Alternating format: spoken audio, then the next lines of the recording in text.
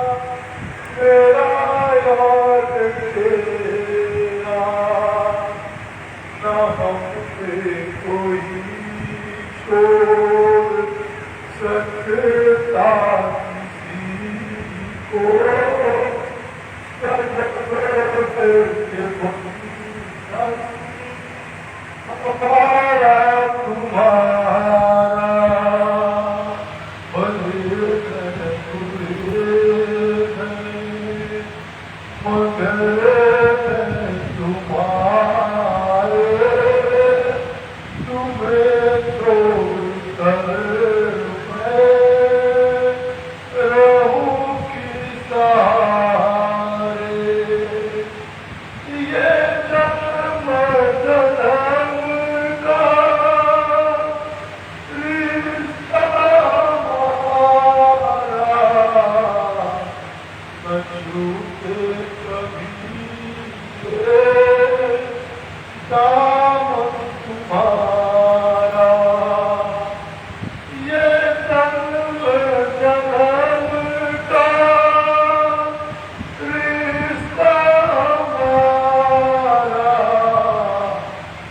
तुझे कभी दामन तुम्हारा एक भी चीज़ तुझसे हमारी करो तेरा सेवा तू मेरा मालिक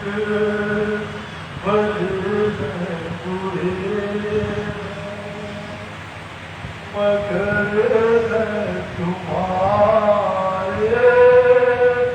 तुम्हें छोड़ कर मैं रहूँगी सारे तू स्वामी हो मेरा मैं हूँ दास तेरा ये नाता पुराना मेरा यार तेरा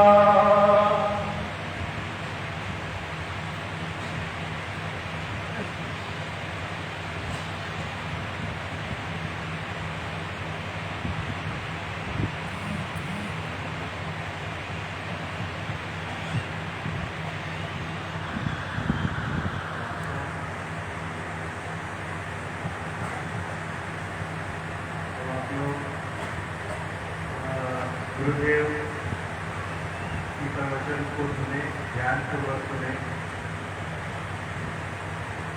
संत मत में आने पर अभ्यासी को इस बात का भी ध्यान रखना चाहिए कि इस मत में मन को संसार की ओर से समेट कर यानी बाहर से अंदर की ओर खींच कर प्रभु के चरणों में लगाना होता है। इसलिए जिस तरह यह काम सुगमतापूर्वक हो सके वही यत्न करना चाहिए। जिस अभ्यास में मन अच्छी तरह लगे या अधिक करनी चाहिए और दिल में यह शौक नहीं रखना चाहिए कि मुझे किसी प्रकार का प्रकाश या चमत्कार दिखाई दे या कोई सिद्धि शक्ति प्राप्त हो जाए। यदि ऐसी आशा मन में लगाई जाएगी तो अभ्यास में कभी भी निर्मल रस नहीं आवेगा। इसलिए यह उचित है कि भजन और ध्यान करते समय अपने मन को उसी अभ्यास में लगाएं जो सद्गुरु ने बताया हो। चाहे प्रकाश या गुरु स्वरूप दिखाई दे या ना दे, चाहे सब सुनाई दे या ना दे, अपनी सूरत उसी अभ्यास में लगाए रखें जो सद्गुरु ने बताया हो। मन में संसार की कोई भी गुनावन ना उठाओ। ऐसा करने से चित्त एकाग्र होने लगेगा। संतों ने इसी को निर्मल रस कहा है। यदि प्रभु मौज में कोई प्रकाश दिखाई देता है या शब्द सुनाई देता है या कोई आंतरिक परिचय मिलता है तो उसको निहारे और मालिक को धन्यवाद दें, परंतु अपना मन उसमें ना बांधे और न इस बात की इच्छा रखे कि बार बार वही प्रकाश सब या परिचय देखने या सुनने को मिले। यदि ऐसा करेगा तो सब और स्वरूप के केंद्र से ध्यान हट जाएगा, मन निरस्त हो जाएगा और अभ्यास में जैसा चाहिए वैसा मन नहीं लगेगा। फिर यह भ्रम होने लगेगा कि हमको तो कुछ प्राप्त नहीं हुआ या हमारी कोई उन्नति नहीं होती है या सद्गुरु की हम पर दया नहीं है। ऐसी अनेक तरह की भ्रामिक बातें मन में पैदा होकर उसे अभ्यास की तरफ से ढीला कर देगी। अतः सावधान रहो और हर हालत में भगवान के आश्रित रहो। उसकी दया और कृपा के लिए सदा झोली फैलाए रखो। न मालूम कौन सी घड़ी स्वाति की बूंद चातक की खुली हुई चोच में गिर जाए।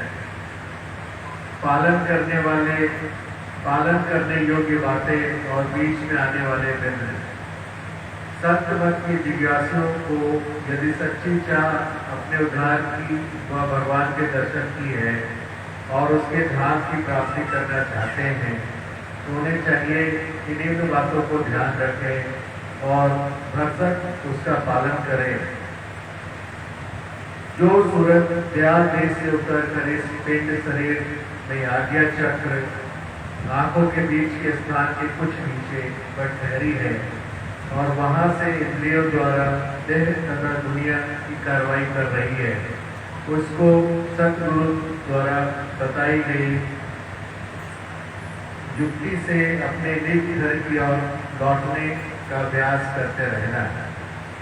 वह प्रकाश सत्य या गुरु स्वरूप जैसा सतगुरु ने जिसको बताया हो का ध्यान करके मन और सूरत को ऊंचे देशों में चढ़ाना और ठहराना। चाहे स्वार्थ हो या परमार्थ, दूसरों के साथ ऐसा व्यवहार करना चाहिए कि वह स्वयं अपने प्रति औरों से चाहता है। इन बातों के पालन करने में जो भी संभव होते हैं उनका संक्षिप्त वर्णन लिखा जाता है।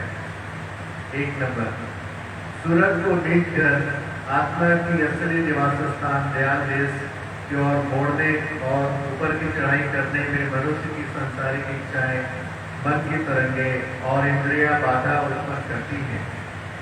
वे सूरज की धार को जो पिंड देश मनुष्य शरीर के द्वारा संसार में फैली हुई है सिमटने और ऊपर की और चढ़ने से रोकती है। सूरज की धार का प्रभाव इंद्रियों के द्वारा जब सांसारिक पदार्थों में रहता है तब वह अधोमुखी कहलाती है। उसका वहां से हटाकर ऊपर की ओर मोड़ना यानी पूर्णमुखी बनाना और फिर उसे ऊपर चढ़ाना अत्यंत कठिन हो जाता है। इसलिए अभ्यासी को चाहिए कि संसार के साधारण या केवल उन्हीं बातों का या कामों का व्यवहार रखें जो नितांत आवश्यक हो। अभ्यास के समय विशेषकर अपने मन की तरंगों पर रोक लगाएं, इंद्रियों को बस में करें और अपनी सूरज की धार को समेटकर अपने अंतर में ऊपर की ओर धीरे धीरे चढ़ाने की आदत डालें।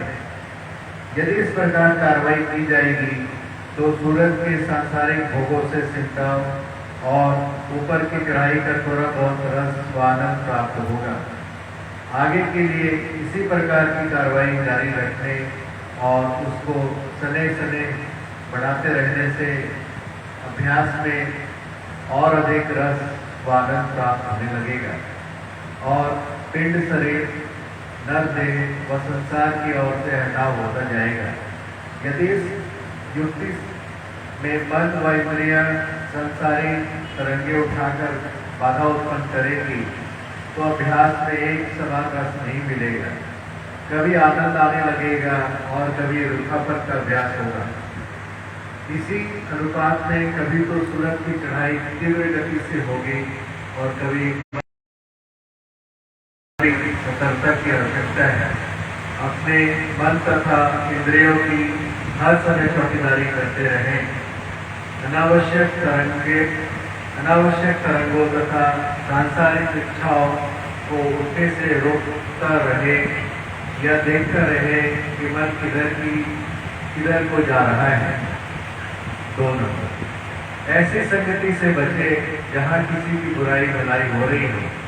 राजनीतिक तथा अनावश्यक सामाजिक चर्चाओं से दूर रहें। ऐसी जगहों पर न जाएं जहाँ के दृश्यों से कान और नेत्र आकर्षित हों। मन कच्चे मोम के समान बाहर की 7 इंद्रियों के द्वारा अपने अंदर ले लेता है और फिर उस पर गुनावन करने लगता है। किसी की बुराई सुनते सुनते ऐसी आदत बन जाती है जिसमें सुनने वाला दूसरे की बुराई करने लगता है।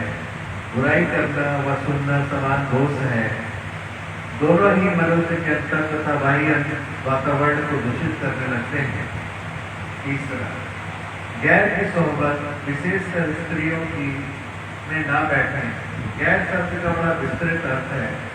थोड़े में हम इसका अर्थ यह मान लेते हैं कि जो व्यक्ति चाहे वह पुरुष हो या स्त्री यानी कोई हमारी पारमार्थिक विचारधारा का न हो उसकी संगत न करें।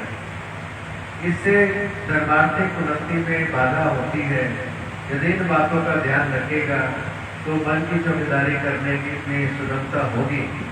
मन में जो व्यर्थ की तरंगे और इच्छाएं उठेगी उनकी रोकथाम कर सकेगा, जिससे वे अभ्यास के समय साधक न हो, यदि ऐसा नहीं करेगा तो अभ्यास के समय अनेकों प्रकार के विचारों और मन के गुनाबनों के प्रभाव में ऐसा बहेगा कि उसे यह भी पता नहीं रहेगा कि मैं आंतरिक अभ्यास कर रहा हूँ या नहीं। अभ्यास का समय व्यर्थ नष्ट हो जाएगा। इसलिए यह उचित है और आवश्यक है कि जितना भी बन सके उतना अभ्यास के समय मन व इंद्रियों की रोक तथा संभाल अवश्य की जाए, जिससे भजन व ध्यान में थोड़ा बहुत रस रहता रहे और उसमें धीरे धीरे उन्नति भी होती जाए।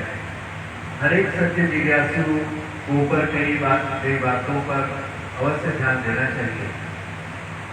चौथा, प्रकाश शब्द या गुरु स्वरूप का ध्यान, जैसा जिसको सतगुरु ने बताया हो, करते समय यह सावधानी रखनी चाहिए कि सतगुरु को हाजिर नाजिर समझे, यानी समझे कि सतगुरु मेरे सामने विराजमान है। मन रूपवान वस्तुओं में सिर्फ आकर्षित होने का अभ्यस्त होता है, अतः सतगुरु को सामने मौजूद समझने से साधक के मस्तिष्क में पहले उनकी साकार मूर्ति सामने आती है। यद्यपि वह क्षणिक होती है, परंतु मन जब तक बाहर से सिमट कर तरंगे उठाने की आदत नहीं छोड़ता, तब तक चढ़ाई करते करते सूरज उसकी तरंगों में फंस कर फिर नीचे उतर आती है और विचारों के प्रवाह में बहने लगती है। जब वह परिस्थिति हो तब सतगुरु के स्वरूप के ख्याल पर थोड़ा जोर देकर सम्मुख रखें तथा गुना बने दूर हो जाती है। यदि विचारों का वेग बहुत प्रबल है और अभ्यासी अपनी युक्ति में सफल नहीं होता, तो उसे चाहिए कि दीनता और विनय से भरे हुए प्रार्थना के कोई एक पद या भजन लगन से गाए और यह ध्यान रखे कि सतगुरु सामने बैठे हैं और मेरी यह दीनता भरी विनय उन्हीं के प्रति है। ऐसा करने से बहुत लाभ होगा। पांचवा, सतगुरु स्वयं सत्य स्वरूप, प्रेम स्वरूप और आनंद स्वरूप है। उनको हाजिर नाजिर जानकर पूजा कर बैठना चाहिए। पहले उनके स्थूल शरीर को ख्याल में लाए, क्योंकि मन तथा इंद्रियों की आदत स्थूल स्वरूप देखने की होती है। इसलिए स्थूल स्वरूप का ख्याल करने से वे आसानी से निश्चल हो जाते हैं और जब मन व इंद्रियां किसी कदर निश्चल हो जाएंगे तो शब्द या प्रकाश के ध्यान पर ठहरने लगेंगे। उस समय दूसरी सूरतों का ख्याल कम आएगा और तुरंत भी साफ सुनाई देगा। यदि पहले स्थूल स्वरूप का ख्याल नहीं किया तो अपने स्वभाव के अनुसार मन व इंद्रियां अपनी चंचलता दिखाएंगे और विचारों की गुनावन में उलझ जाएंगे। छठा, ध्यान के समय यदि शब्द साफ सुनाई देगा या प्रकाश साफ दिखाई देगा तो अभ्यासी का मन और सूरत उसमें भली भांति लग जाएंगे और सांसारिक विचार नहीं उठेंगे। यदि सतगुरु के स्वरूप को हाजिर नाजिर नहीं समझा जाएगा तो मन और इंद्रियां अपने स्वभाव के अनुसार चंचल बने रहेंगे। यह ख्याल करने से कि सतगुरु सामने मौजूद है और कुछ आदर भाव से मन व इंद्रियों की चंचलता बहुत कम हो जाएगी। चंचलता कम हो जाने पर मन ध्यान और भजन में लगने लगेगा। शब्द के अभ्यासियों को शब्द सुनने में और प्रकाश के अभ्यासियों को प्रकाश दिखाई देने में आसानी होगी। शब्द या प्रकाश के आकर्षण की सूरत ऊपर की ओर सिमटने लगेगी और ऐसी दशा में मन में विचारों की तरंगे नहीं उठेंगी। जब तक अभ्यास पक्का नहीं हो जाता, आचरण शुद्ध नहीं होता और मन गुनावन उठाने की आदत नहीं छोड़ता, तब तक अभ्यास उन्नति नहीं होती। सतगुरु को हाजिर नाजिर समझने की यानी सम्मुख रखने की महिमा इसीलिए अधिक है कि उसके स्वरूप का ख्याल करते ही अभ्यासी की क्रिया और मन आकर्षित होकर प्रेम से पूर्ण हो जाएंगे। तब वे उस समय के लिए चंचलता भी छोड़ देंगे और मन गुनावन भी नहीं उठाएगा, यह कम उठाएगा, जिससे भजन और ध्यान में रस अधिक मिलेगा। यहाँ यह बात यहाँ यह बात देनी आवश्यक है कि केवल उन अभ्यासियों को ही अभ्यास में अच्छा लाभ होगा जिनको सद्गुरु से प्रेम है और उनके प्रति गहरा परमार्थी भाव है। संत मत प्रेम प्रधान मत है, इसलिए संतों ने गुरु भक्ति पर अधिक बल दिया है। सद्गुरु के चरणों में प्रेम पैदा करने के लिए बार बार बल दिया गया है। 7वां नंबर, सूरत को समेट कर सब प्रकाश अथवा गुरु स्वरूप के ध्यान में लगाने और तेजी से ऊपर चढ़ाने के लिए 2 बातें अति आवश्यक हैं। एक तो यह कि संसार और उसके भोगों की तरफ से तीव्र वैराग्य हो। दूसरा यह कि सद्गुरु के चरणों में गहरी प्रीति और अनुराग हो। जब तक यह दोनों नहीं होते तब तक प्रेम और सूरत भजन और ध्यान में वैसे नहीं लगते जैसे लगने चाहिए। यदि अभ्यासी को सद्गुरु से प्रेम है तो बहुत आसानी हो जाती है। प्रेम में भय, भाव और आदर तीनों चीजें आ जाती हैं। सद्गुरु के स्वरूप को ख्याल में लाने से प्रेम व भक्ति भाव जगता है और अनादर के भय से मन बनावट नहीं उठाता है। उनके प्यार से सूरत प्रेम की डोरी में बंधी ऊपर खींची चली जाती है। वैसे भी अधिकतर लोग साकारवादी होते हैं। गुरु स्वरूप के ख्याल में आते ही या सन्मुख होते ही अभ्यासी का मन और इंद्रियां उनके दर्शन करके, उनके वचन सुनकर या उन वचनों को याद आते ही तुरंत परमार्थिक घाट पर आ जाते हैं। संसार या उसके विचार उस समय दूर भाग खड़े होते हैं। संतों ने गुरु स्वरूप के ध्यान की महिमा यह भी बताई है कि उसका ध्यान करने से अभ्यासी ऊंचे घाटों को बदलता हुआ सतलोक तक अभ्यासी आसानी से पहुंच जाता है। यानी जिस स्थान पर गुरु की बैठक है उस स्थान तक पहुंच जाता है। जैसा कि बार बार कहा गया है, संत मत प्रेम का मत है। यदि किसी शिष्य को अपने गुरु से इतना प्यार है कि जितने किसी अन्य से नहीं, और यदि वो अपने गुरु में पूर्णतया लय है, 1 सेकेंड के 1000वें हिस्से के लिए भी उससे गाफिल नहीं है, तो उसे किसी और अभ्यास की जरूरत नहीं है। वह स्वयं वहाँ पर पहुँच जाएगा जहाँ उसके सद्गुरु की बैठक है, यानी ध्यान देश में वास पाएगा। सूफियों में इस प्रकार के अभ्यासियों में से कोई बिरला ही एक ऐसा निकलता है। वास्तव में गुरु और शिष्य का संबंध कुछ ऐसा होता है जैसे वैद्य और रोगी का, हकीम और मरीज का। जब कोई रोगी किसी वैद्य या हकीम के पास इलाज कराने जाता है या कुछ छुपाता नहीं, सब कुछ उसे बता देता है। जो दवाई वैद्य दे देता है, चाहे वह जहर ही क्यों न हो, उसे पूर्ण विश्वास के साथ बताई हुई विधि पूर्वक सेवन करता है। जो परहेज वैद्य ने बताया हो उसका पूरी तरह निर्वाह करता है, क्योंकि वह रोग से मुक्ति चाहता है, क्योंकि वह जीवन चाहता है। जिज्ञासु भी मुक्ति चाहता है, संसार के बंधनों में रोगों से छूटना चाहता है और हमेशा का जीवन चाहता है। इसकी सच्ची दवा सद्गुरु से मिलती है। दवा क्या है? जो अभ्यास वे बताएं उसको लगन से, नियम से करें। परहेज क्या है? जो आदेश सद्गुरु ने उसका यथासंभव पालन करें। वैद्य भी यह जानता है किस रोगी को कौन सी दवा फायदा करेगी और किस रोगी को कौन सा पथ्य ठीक रहेगा। इसी प्रकार सद्गुरु भी जिज्ञासु के सम्मुख आते ही यह जांच लेते हैं कि उसके लिए कौन सा अभ्यास सुगम तथा लाभदायक होगा और उससे संबंधित कौन कौन से आदेश वह आसानी से पालन कर सकेगा। इसकी पहचान ऐसे ही हो सकती है कि अभ्यासी अपनी शौक और हालत की परख स्वयं करे।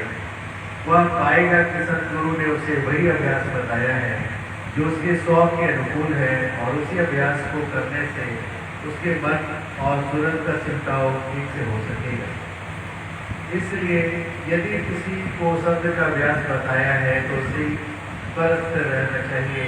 जिसको प्रकाश का ध्यान बताया है वो उसी में लगा रहे और जिसको गुरु स्वरूप का ध्यान बताया है वो उसी को करता रहे। गुरु स्वरूप का ध्यान करते करते ऊंचे अभ्यासियों को शब्द का प्रकाश स्वयं खुल जाता है। और तब उन्हें गुरु स्वरूप के ध्यान पर अधिक बल देने की आवश्यकता नहीं रहती। वास्तव में गुरु स्वरूप के दर्शन तब होते हैं जब सूरत ऊंचे घाटों पर की जाती है। अंतर्यामी पर वो जब दया करते हैं और अपने भक्त की प्रीति और प्रतीक बढ़ाना चाहते हैं तब वे ऊंचे देश में प्रकट होकर सदगुरु स्वरूप में दर्शन देते हैं। जब तक अभ्यासी स्वयं अपना मन शुद्ध करके और सदगुरु के सत्संग का लाभ उठाकर थोड़ी बहुत ऊपर के स्थानों की चढ़ाई नहीं कर देता, तब तक यह बात उसकी समझ में नहीं आती कि सदगुरु स्वरूप का क्या अर्थ है और वे दर्शन क्या होते हैं।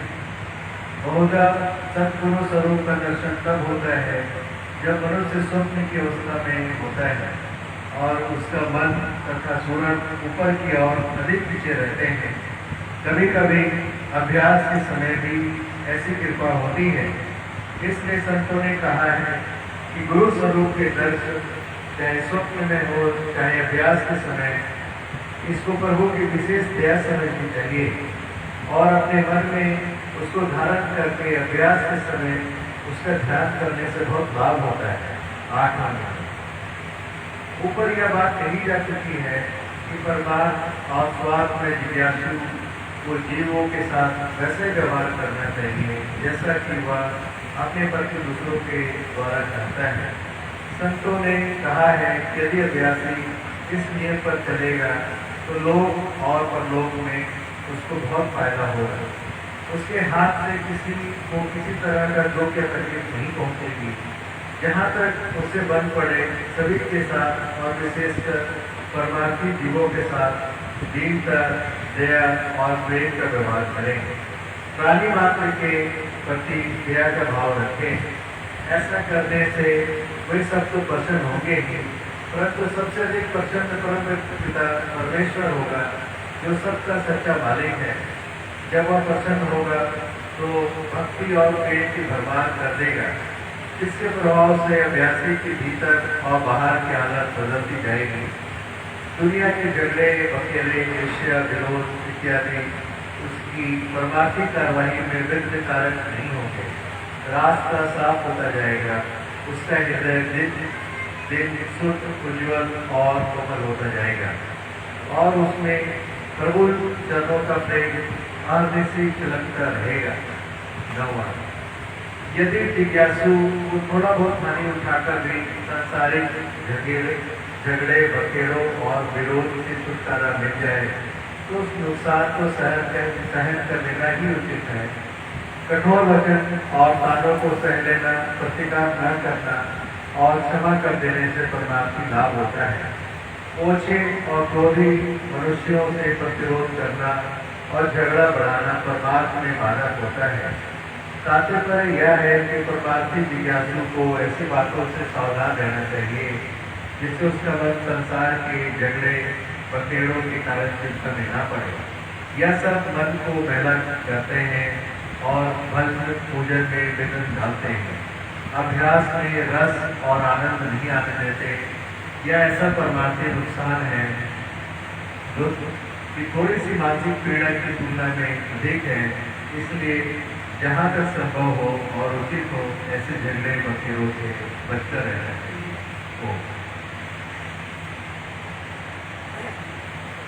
ओम सहना भवतु सहनो भुनक्तु सर्ववीर्यं करवावहै तेजस्विनावधीतमस्तु मा विद्विषावहै।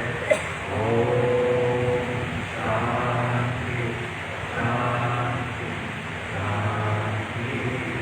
ओम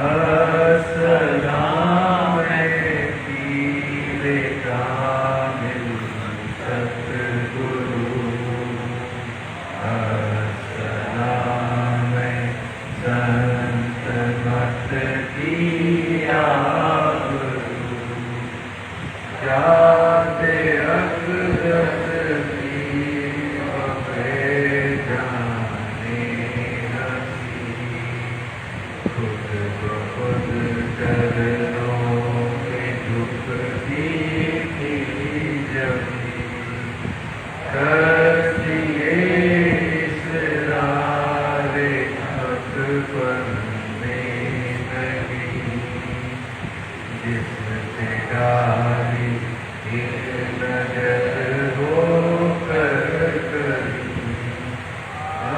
अस्सलाम पाक बात में रहूं, अस्सलाम मखजली जाने करूं, नक्श दिल पर आपके इरशाद है, सेवकों को याद है, कृष्ण दिल बाज सनम बर्बाद है, आप ही से तालिबे इम्दाद है, अस्सलाम आशिके रज़-ए-ज़ा, अस्सलाम खुद सवालो खुद जवाब, ये दर्शन हम यहाँ हैं, आप हैं सतलोक में, अब जिंदगी में किसका लें, आप मालिक हैं तवज्जो नहीं, अस्सलाम रूहे साजे जिंदगी,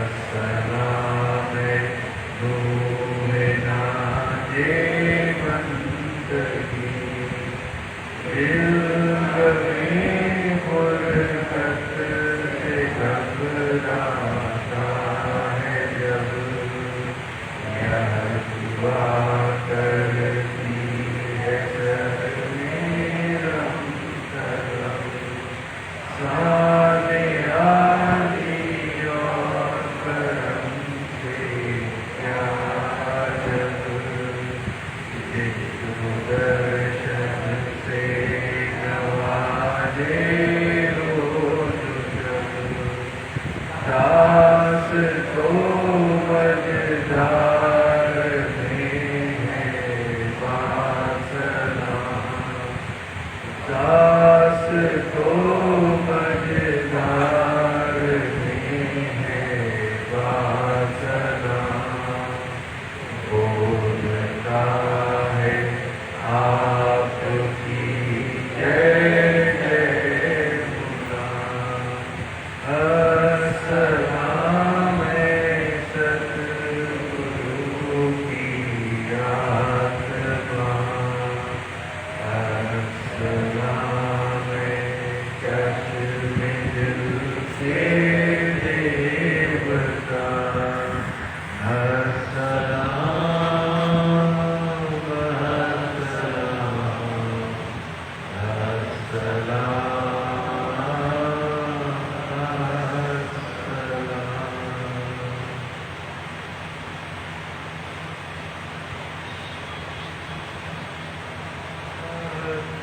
से सभी संसार हों, सबकी सब नाम के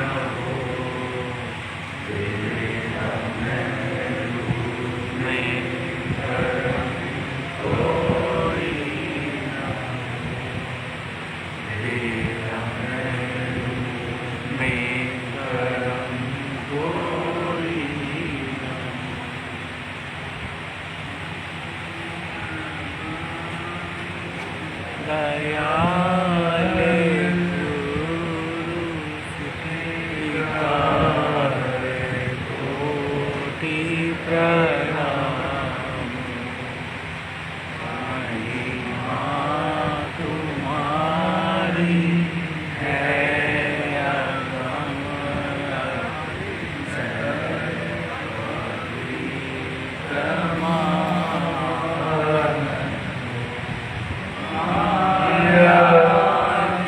दल दल में फलाऊं, बस नहीं चलता मेरा सब हौसले हारा हुआ। आपका है आसरा, मैं आपके पद कंज तेरे मन आनन भव संताप है।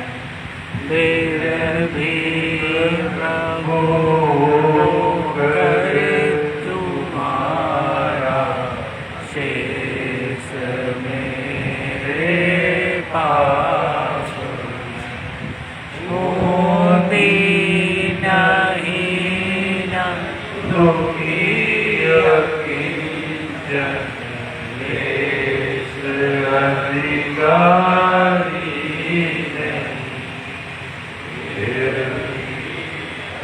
को दान देना तुमको कुछ भारी नहीं। मन एक और अनेक बंधन में बंधा है रो रहा। कोमल हृदय समर्थ तन मुख आपके सब होना। अति दुखित हूँ, अति विकल हूँ, मन जल रहा त्रैताप से। प्रभु शांति जल बरसाइए, आशा लगी है आपसे। मेरे महादानी पिता मुझ पर अनुग्रह कीजिए। मन मधुप हो पद पद पर ध्यान ऐसा कीजिए। नहीं रंग से गए कुछ मुझे स्वर्ग की है कामना। जहाँ भी रहूं जन पर न भूलो, दीन की है याचना। संतोष अब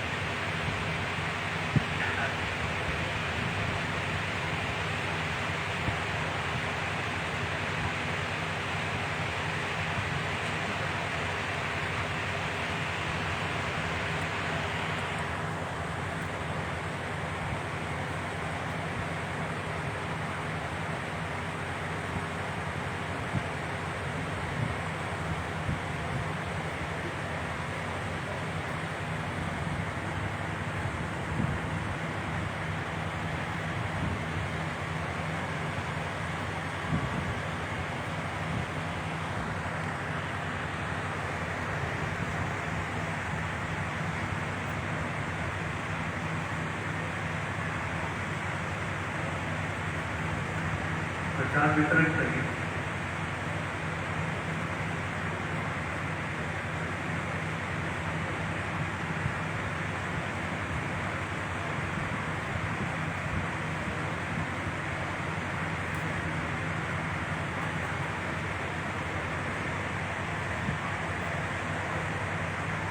कल की सुबह की पूजा का समय 8:30 बजे। एक रजिस्टर अनुराग पांडे जी को दिया हुआ है, जितने भाई बहन आए हुए हैं, सत्संगी भाई बहन,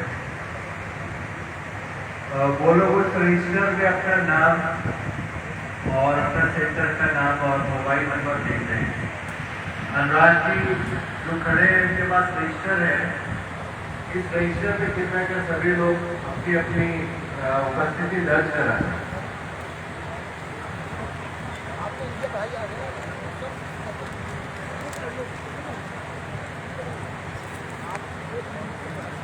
ले लीजिए, बाकी पीछे दे दीजिए, पूरा पीछे दे दीजिए।